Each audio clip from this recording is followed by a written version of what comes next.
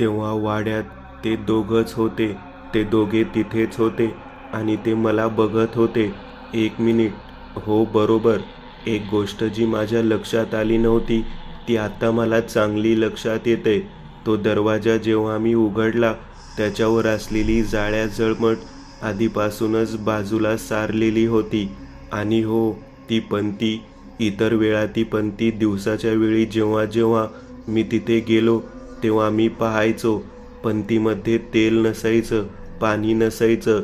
ती पंती पूर्णपणे ड्राय असायची. पण आज त्यामध्ये थोडंसं गढूळ पाणी दिसत होतं.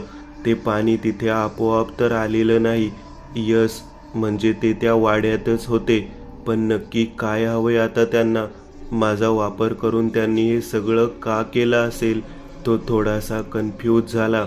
सर, मला लक्षात आलंय. ते नक्कीच शर्मिलाकडे गेले असतील. तुम्हीच म्हणाला होतात मगाशी शर्मिलाच्या लहानपणी जेव्हा तिला चर्चमध्ये नेण्यात आलेलं, ती एका म्हाताऱ्या स्त्रीच्या आवाजात बोलत होती. तीच सिंधू. ती म्हणाली पण होती की मी सुप्त अवस्थेत हिच्या शरीरात राहिले आहे आणि मी हिला आता सोडणार नाही. विजयकांत आणि सुनेत्रा शर्मिलाचे आईवडीलच आहेत. ते नक्कीच तिच्याकडे गेले आहेत. ते तिला भेटलेही असतील.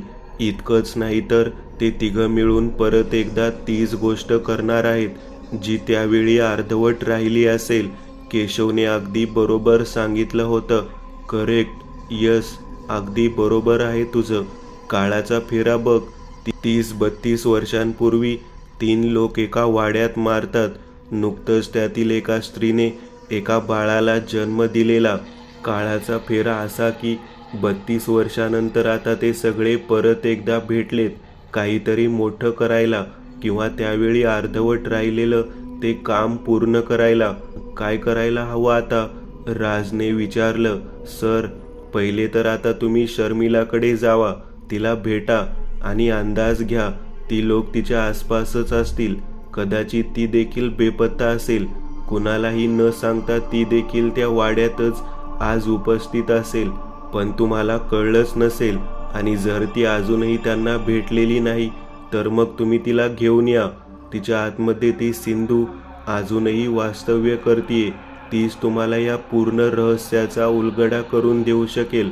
त्यासाठी शर्मिलाला थोडासा त्रास होईल, पण तुम्हाला ते करावंच लागेल. तिला थोडं टॉर्चर करावं लागेल. केशव म्हणाला. बरोबर, तिला थोडं टॉर्चर करावं लागेल. केशव म्हणाला. बरोबर. चल, आता वेळ घालवण्यात अर्थ नाही. आपण इथून निघतोय लगेच. राज म्हणाला. दोघे पटकन बंगल्यातून बाहेर आले. बंगला लॉक करून आता ते दोघेही कारमध्ये बसले आणि आता तिथून निघाले. राजनी शर्मिलाचा नंबर लावला पण तिचा फोन लागतच नव्हता. राजची शंका आता अगदी पक्की होऊ लागली होती की शर्मिला देखील आता बेपत्ता झाली आहे. ती वाड्यातच असणार, पण तिथं डायरेक्ट जाणं धोक्याचं आहे. तसं पण संध्याकाळ झालेली. ते आता पुण्यात येऊन पोहोचले होते. राजने आतापर्यंत तिला 8-10 वेळा फोन केला होता. आता राजने तिच्या ऑफिसचा नंबर डायल केला. ऑफिसमध्ये लँडलाईन फोनवर रिंग वाजली आणि समोरून कोणीतरी फोन उचलला. हॅलो, शर्मिला मॅडम आहेत का ऑफिसमध्ये? राजने विचारलं. नाही, आज मॅडमचा फोन आला होता सकाळी. त्या आज ऑफिसला येणार नाहीत असं त्या म्हणाल्या होत्या. पण आपण कोण बोलताय? समोरून एका तरुणीने राजला सांगितलं. राजने काही न बोलता फोन ठेवून दिला. कुठे असेल ती? यस, मला वाटते आपण तिच्या त्या फ्लॅटवर जाऊन बघावं. ती तिथे नसली तर मग नक्कीच ती त्या वाड्यावरच असणार. राज म्हणाला. संध्याकाळची वेळ झालेली. ट्रॅफिक वाढलं होतं. ट्रॅफिकमधून विमाननगरला पोहोचायला जवळजवळ 1.5 तास लागला. संध्याकाळचे 7:30 वाजले होते. गाडी सोसायटीच्या बाहेरच उभी करत दोघेही आता तिथून सोसायटीच्या आतमध्ये आले. लिफ्टने ते आता त्या मजल्यावर आले जिथे तिचा फ्लॅट होता. जवळ येत राजने दरवाजावर नजर टाकली. लॅच असलेले दरवाजे, त्यामुळे नक्की आतमध्ये कोणी आहे की नाही कळायला मार्ग नाही. त्याने बेल वाजवली. बेल वाजवून आता 2-3 मिनिट होऊन गेले. त्याने परत एकदा बेल वाजवली. आणखी 2 मिनिट होऊन गेली होती, पण दार बंदच. ते आता फ्लॅटमध्ये नाही हे राजला लक्षात आलं आणि आता तो मागे फिरला. केशव आणि तो आता काही पावलं पुढे आले आणि अचानक दरवाजा उघडण्याचा आवाज ऐकू आला आणि राजने मागे वळून बघितलं. राज, तू? What a pleasant surprise. Sharmila दार उघडून उभी होती. अरे, सोबत कोण आले? तिने केशवकडे बघत विचारलं. हो, विसरलोच, माझा मित्र आहे. इथून जात होतो, सहज म्हटलं बघावं तू आहेस का इथं. राज म्हणाला. अरे हो, आठवलं. त्या दिवशी त्या घाटात आमचा ॲक्सिडेंट झालेला तेव्हा तू पण होतास. आणि आता मध्यंतरी हॉस्पिटलमधून येताना आपण भेटलो होतो, याद? ती म्हणाली. घरात ती एकटीच होती. आत शिरताच कसला तरी आवाज ऐकू येऊ लागला. कोणीतरी टेबलवर हातोडी मारत असावं असा आवाज. कसलं काम सुरू आहे का घरात? राजने विचारलं. हो, अरे थोडं फर्निचरचं काम सुरू आहे, ती म्हणाली. अरे थांबा थोडा वेळ, जरा गेस्ट आलेत, आवाज करू नका. तिने त्या खोलीकडे बघत आवाज दिला आणि आता आतून ते आवाज त्या लोकांनी बंद केले. बाकी काय म्हणतोयस? मी खरं तर तुला फोन करणारच होते आज, सहज म्हटलं भेटावं आज, ती म्हणाली. चेहऱ्यावर कसलाच तणाव नव्हता, ती एकदम रिलॅक्स होती. तुम्ही बसा, मी चहा आणते, ती म्हणाली. ती आता तशीच उठली आणि किचनमध्ये गेली. राज आता तिथून निघाला आणि आजूबाजूला असलेल्या खोल्यात त्याने नजर टाकली, पण त्यामध्ये कोणीच नव्हतं. तो आता त्या फर्निचरचं काम सुरू असलेल्या खोलीशी आला. खोलीचं दार वर लावलेलं. तो दाराशी आला आणि अचानक ती मागून आली. अरे, तुला काही हवं आहे का? ती एकदम मागून आली. राज दचकला. हो, जरा पाणी हवं होतं. मग तिथं कुठं? किचन इकडे आहे, चल, ती म्हणाली. तो तिच्या मागे आता किचनमध्ये आला. किचनमध्ये आल्या आल्या तिने क्षणभराचाही वेळ न घालवता थेट त्याला घट्टपणे मिठी मारली. कुठं होतास तू? किती आठवण काढायची तुझी, तुला माझी आठवण कधी येत नाही. मिठी मारता मारता ती आवेगामध्ये त्याच्या गालावर चावली. अगं, काय झालंय तुला आज? तो मागे सरकत म्हणाला. तू समोर आलास की काहीतरी होतं मला. तू तुझ्या मित्राला कटव ना. तू थांब इथं. मग तू आणि मी, आपण दोघेच. तिच्या नजरेत आता एक वेगळीच चमक होती, एक वेगळीच छटा होती. इतर वेळा शांत आणि शालीन दिसणारी ती आज इतकी आक्रमक का वाटत होती? राजला पूर्ण समजत नव्हतं, पण अंदाज होताच की ती अशी का करते आहे. पण का कुणास ठाऊक तिच्या नजरेत तो जणू काही हरवू लागला. सर, बाहेरून केशवने आवाज दिला. राज भानावर आला.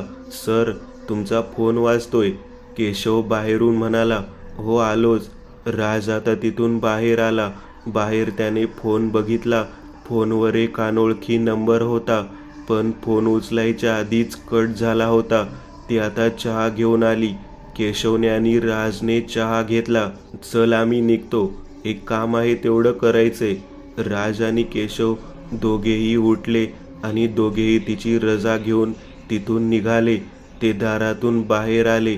परत एकदा फर्निचरचे काम सुरू झाल्याचे आवाज ऐकू येऊ लागले आणि आता राज आणि केशव दोघेही लिफ्टने खाली आले. बाहेर आता पोलिसांची एक गाडी आलेली दिसत होती. पोलीस सगळ्यांची चौकशी करत होते. नक्की काय झालं असेल?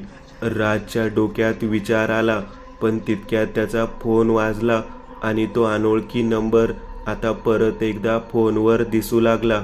राजनी फोन उचलला. हॅलो, कोण बोलतंय? राज म्हणाला. मी कोण बोलतोय ते सोड, पण माझ्याशी वाकडं धरून तू स्वतःच्याच आयुष्यातले दिवस कमी करून घेतले आहेस, एवढंच सांगायला फोन केला होता. तुझा मित्र डिटेक्टिव्ह दीपक माझ्या ताब्यात आहे. लवकरच तुझ्या मित्राचा कापलेला हात तुझ्यापर्यंत पोहोचेल. जर तुम्ही सांगितलेल्या जागी मी सांगतो ती रक्कम घेऊन पोहोचला नाहीस तर. समोरून एक माणूस अतिशय राकट अशा आवाजात बोलत होता. कुणीतरी अट्टल गुन्हेगार असावा हे स्पष्ट कळत होतं. दीपकला किडनॅप केलंय, पण कोणी? त्याला तर मी धरमपाल कोतवालची माहिती काढायला सांगितलेलं आणि त्याचबरोबर रसिक शहाच्या 2001 मध्ये झालेल्या अपहरणाच्या केसबद्दल माहिती काढायला सांगितलेलं. मग यात मी कोणाशी वाकडं घेतलं? हा समोरून बोलणारा माणूस नक्की कोण होता? राजला काहीच कळत नव्हतं. ऐकतोस का रे? 50 लाख रुपये हवेत मला. पैसे कुठे आणि कसे हवेत हे मी तुला लवकरच सांगीन, तो माणूस म्हणाला आणि त्याने फोन कट केला. राजनी परत एकदा तो नंबर डायल केला, पण आता तो नंबर स्विच ऑफ येत होता. काय झालं सर? केशवने राजच्या चेहऱ्यावरचे हावभाव पाहत विचारलं. दीपकला मी एक काम सांगितलं होतं. 2001 मध्ये रसिक शहाचं अपहरण झालेलं. ते अपहरण कोणी केलं होतं याबद्दल मी माहिती काढायला सांगितलेली. तसंच धरमपाल कोतवालबद्दल माहिती काढायला सांगितली होती. म्हणजे त्याच्या मृत्यूनंतर त्याचं आताचं कुटुंब आहे कुठे आणि त्या काळात त्याच्या आजूबाजूची जवळची लोक कोण होते ही माहिती काढायला मी दीपकला सांगितलेलं. कदाचित तेच काम करताना दीपक अडकला आहे. त्या माणसाला 50 लाख रुपये तो लवकरच मला सांगणार आहे. ते कुठे आणून द्यायचे? राजने आता दीपकच्या बायकोला फोन लावला. हॅलो वहिनी, राजवर्धन बोलतोय. दीपक आहे का? राजने सहजच खडा टाकला. नाही भाऊजी, अहो परवा सकाळी गेलेत मुंबईला जातो म्हणून, पण परवा रात्रीनंतर त्यांचा फोनच आला नाही आणि आता करते आहे तर फोन बंद येतोय. तुम्हाला काही माहिती नाही का? तिने विचारलं. मला नाही माहिती, मी सहज फोन केला. त्याचा फोन स्विच ऑफ लागत होता म्हणून. ठीक आहे, त्याचा काही फोन आला तर मला सांगा. मला आला तर मी तुम्हाला सांगतो. काळजी घ्या आणि काही लागलं तर सांगा, राज म्हणाला आणि त्याने फोन ठेवून दिला. तो आता गाडीत बसला. केशव बरोबर तो आता तिथून निघून. अहो सेक्रेटरी, वॉचमनला गायब होऊन 24 तास झालेत आणि तुम्ही CCTV फुटेज बघायची देखील मेहनत घेतली नाहीत. चला CCTV फुटेज दाखवा आम्हाला. आणि एवढ्या मध्यवर्ती सोसायटीतून एक अख्खा माणूस गायब होतो. सगळं काही CCTVच्या कक्षेत असताना सुद्धा हा उपयोग तुमच्या त्या CCTVचा. सोसायटीच्या गेटवर असलेला पोलीस इन्स्पेक्टर सेक्रेटरीला झापत होता. ते सगळे आता मॉनिटर रूमकडे गेले होते. सोसायटीतला एक वॉचमन गायब झालेला. त्याला गायब होऊन 24 तासापेक्षा जास्त काळ झालेला. बाल्कनीतून शर्मिला खाली आलेल्या पोलिसांची ती गाडी बघत उभी होती. तिच्या चेहऱ्यावर कसलेच हावभाव नव्हते. बाल्कनीतून ती आता हॉलमध्ये आली.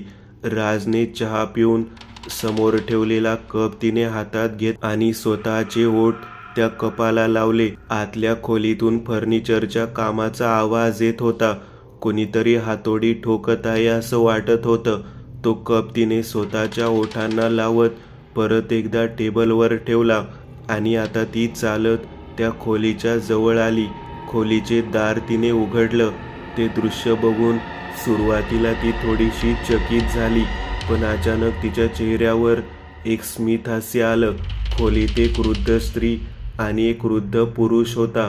पुरुषाच्या हातात एक रक्तात माखलेला मानवी पाय होता. गुडघ्यापासून खालचा अर्धवट खाल्लेला भाग हाड दिसत होती. म्हातारीकडे कोपरापासून हाताचा खालचा पूर्ण भाग होता. म्हातारा तो पाय एका लाकडी खुर्चीवर आपटत होता. मगाशी राजला येणारे ते आवाज कोणत्या फर्निचरच्या कामाचे नव्हते. बाजूला छिन्न विछिन्न अवस्थेत पडलेलं एक प्रेत दिसत होतं. बेपत्ता झालेला सोसायटीचा वॉचमन. राज आणि केशव आता घरी आले होते. टेबलवर फोन होता. बॅगमध्ये केशव कॅश मोजून भरत होता. अमरसिंग नावाचा व्यक्ती, ज्याने रसिकचं अपहरण केलेलं, पण नंतर पुराव्याअभावी त्याची सुटका झाली आणि मग तो कुठं गेला, त्याचं काय झालं काही कळलं नाही. दीपकला मी 2 कामं दिली होती. एक म्हणजे कोतवालबद्दल माहिती काढायला आणि दुसरं म्हणजे रसिकच्या अपहरणाच्या केसबद्दलची माहिती काढायला. ही 2 कामं मी दीपकला सांगितली होती. पण मग नक्की फोनवर बोलणारा तो माणूस कोण होता?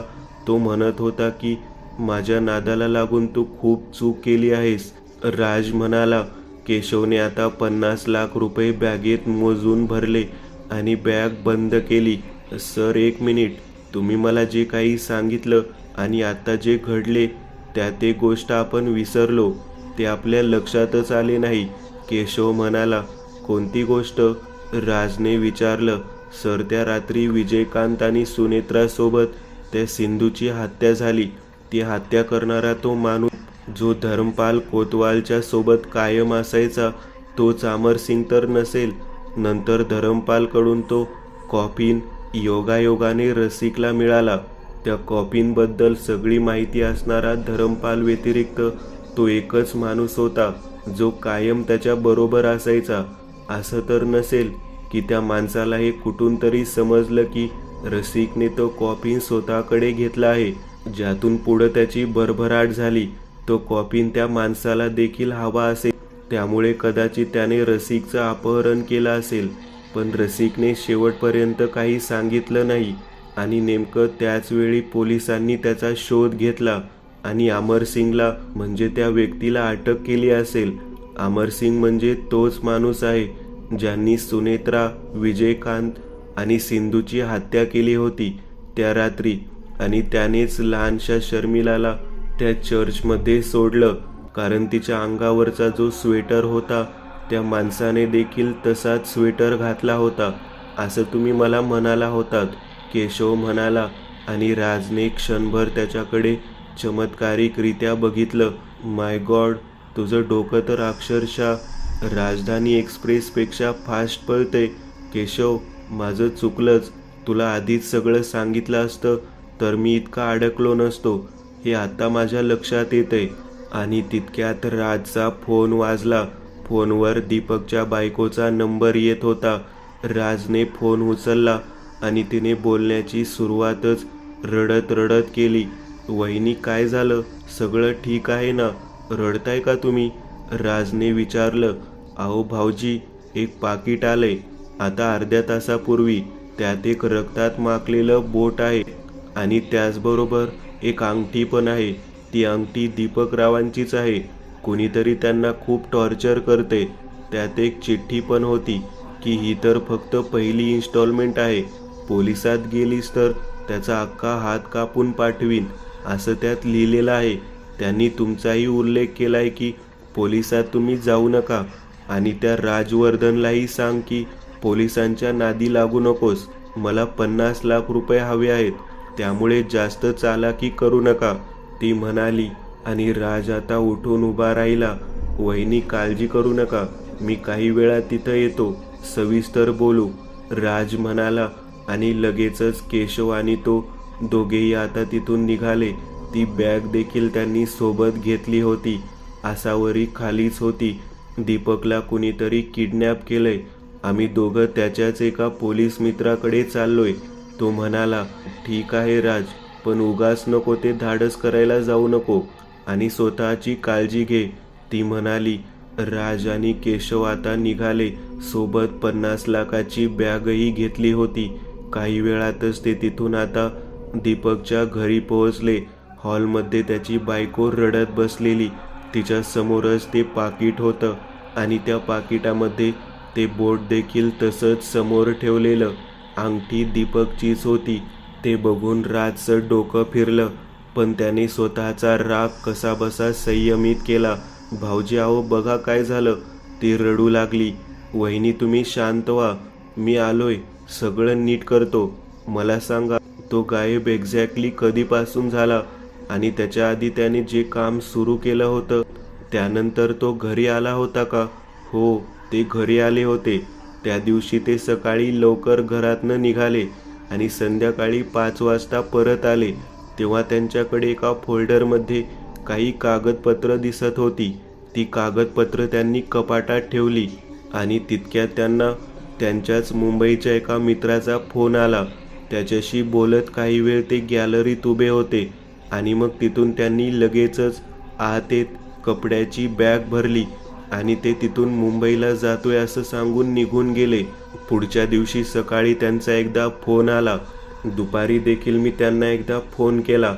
संध्याकाळी त्यांचा शेवटचा फोन आला आणि त्यानंतर त्यांचा फोनच स्विच ऑफ झाला. ती म्हणाली. बरं, मला एक सांगा, ती कागदपत्र, तो फोल्डर मला पाहता येईल का? राज म्हणाला. हो, थांबा आणते, असं म्हणून ती आत गेली आणि काही वेळात फोल्डर घेऊन बाहेर आली. तो फोल्डर राजने उघडला. त्याच्यात रसिकच्या अपहरणासंदर्भातली कागदपत्र होती. त्या केसच्या पंचनाम्याचे, अनेक IRचे तसेच आरोपपत्र दाखल केलेल्या कागदपत्रांचे झेरॉक्स त्या फोल्डरमध्ये होते. 17 जुलै 2001 या दिवसाच्या संध्याकाळी रसिक त्याच्या ऑफिसमधून निघाला. तिथून तो एका बारमध्ये गेला होता. बारमध्ये बराच वेळ दारू पिऊन झाल्यावर सुमारे रात्री 10:30 वाजता तो वॉशरूमला म्हणून त्याच बारच्या बाथरूमकडे गेला. त्याचा ड्रायव्हर गाडीजवळ येऊन थांबला होता, कारण आता रसिकला घेऊन त्याला घरी जायचं होतं. पण जवळपास अर्धा तास झाला तरी रसिक त्या बाथरूममधून बाहेरच आला नव्हता.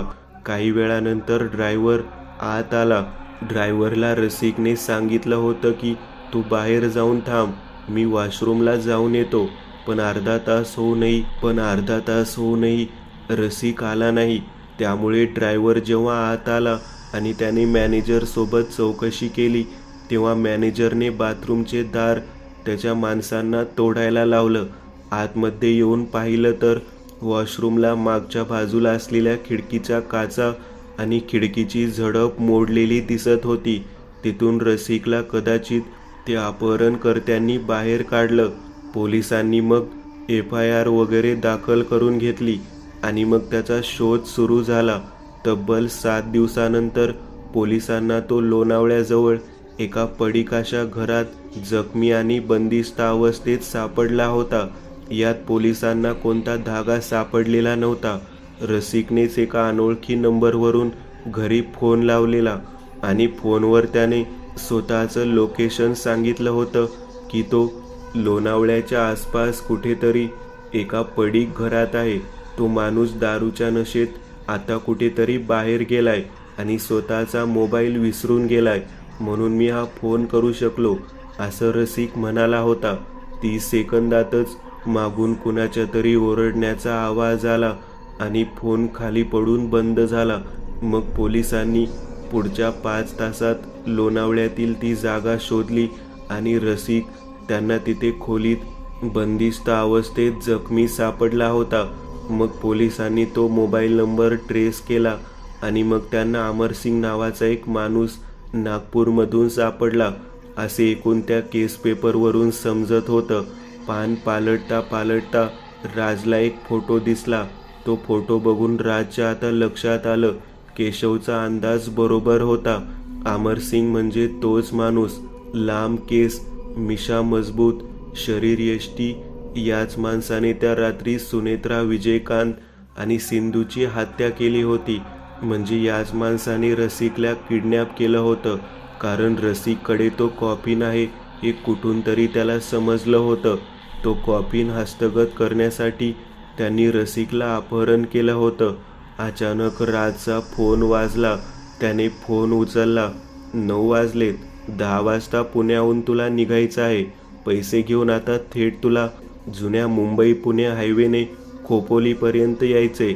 हायवेला एक मोठं हॉटेल लागेल, रमाई नावाचं. तिथं पोच. पुढे कसं यायचं ते तिथं पोचल्यावर सांगेन. समोरून तोच माणूस बोलत होता आणि त्याने फोन ठेवला. वहिनी, काळजी करू नका, आम्ही जातोय. दीपकला परत घेऊनच येऊ. राज व केशव आता तिथून निघाले. 11 पर्यंत त्या रमाई हॉटेलजवळ पोहोचायचं होतं. राजने गाडी स्टार्ट केली आणि आता ते तिथून जुन्या बॉम्बे-पुणे हायवेला लागले. गाडीत अचानक दुर्गंधी जाणवू लागली. राजने आरसा सरळ करत मागच्या सीटवर नजर टाकली, पण ती गाडीच्या मागच्या सीटवर नव्हती. नक्की आहे कुठे ती? दुर्गंधी तर तिचीच जाणवत आहे, हे राजच्या लक्षात आलं आणि आता त्याने सहज म्हणून खिडकीची काच खाली करत बाहेर बघितलं. तिच्या अंगावर असलेले ते मळकं वस्त्र खाली लोंबत होतं. तिचे ते जटा असलेले केस देखील त्याला गाडीच्या बाजूला हवेत उडताना दिसत होते. ती गाडीच्या वर होती आणि अचानक पुढच्याच क्षणी तिने वरून तिचं मुंडकं खाली करत राजच्या चेहऱ्याच्या समोर आणलं राज जरासा दचकला. गाडीचा बॅलेन्स थोडासा हलला, पण त्यांनी गाडीवर संतुलन मिळवलं. केशव देखील एकदम घाबरला. नक्की काय झालं? धोका आहे, नको जाऊस. माघारी फिर, धोका आहे तुझ्या जीवाला. सगळं काही संपेल. माघारी फिर. ती अगदी खिडकीजवळ येऊन बोलत होती. राजने तिच्याकडे दुर्लक्ष केलं आणि काच वर केली. राजने आता गाडीचा वेग वाढवला. बरोबर 11 वाजता ते लोक आता रमाई हॉटेलच्या समोर येऊन पोहोचले होते. राज गाडीतून बाहेर उतरला. बाजूला असलेल्या टपरीजवळ येत त्याने सिगरेटचं पाकिट विकत घेतलं आणि त्यातली एक सिगरेट पेटवली. केशव गाडीतच होता आणि अचानक राजचा मोबाईल वाजला. त्याने फोन उचलला. या पोराला का बरोबर आणलंस तू? असो, अजून 4 जण जरी बरोबर आणली असती तरी माझं काही वाकडं करता आलं नसतं तुला. इथून आता पुढे गेल्यावर तुला एक डाव्या बाजूला जाणारा कच्चा रस्ता दिसेल. गाडी त्या दिशेने घे. समोरून तो माणूस बोलला आणि त्याने फोन कट केला. राज आता तिथून गाडीत बसला आणि आता काही अंतर पुढे आल्यावर त्याला एक कच्चा रस्ता डाव्या बाजूला जाताना दिसला. गाडी त्याने त्या दिशेला घेतली आणि आता गाडी कमी वेगात पुढे चालली होती. दोन्ही बाजूला घनदाट जंगल होतं आणि दूर दूरपर्यंत मनुष्यवस्ती दिसत नव्हती. हायवे देखील आता खूप मागे सुटला होता.